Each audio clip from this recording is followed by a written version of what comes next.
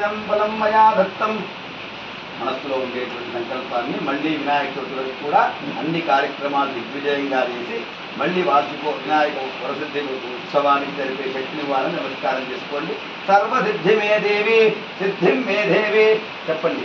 మమ సంకల్పిత సకల కళ్యాణార్థే సంకల్పితాభ్యాం నమః. దశాంగుళం కర్పూరోపేతం సుగంధం సుమనోహరం. జయ బలో గణపతి భగవానికి. లడ్డు అద మోదక ప్రియాం భౌదేయం వదేయం.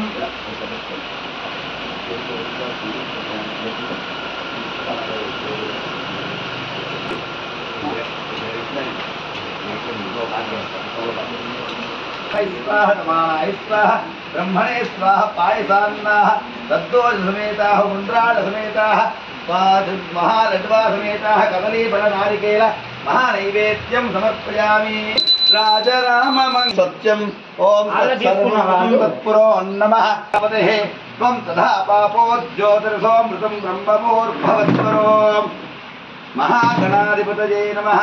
पूरकमाधाय वेदोक्त दिव्य मंत्र शरणागतवत्सला. చెప్పండి. అన్యథా శరణం నాస్తి త్వమేవ శరణం మమ తస్మాత్ కారుణ్య భావేన. నీవు నా ఉదరంలో ఉండేటి వరాన్ని ఇవ్వమన్నాడు కూడా.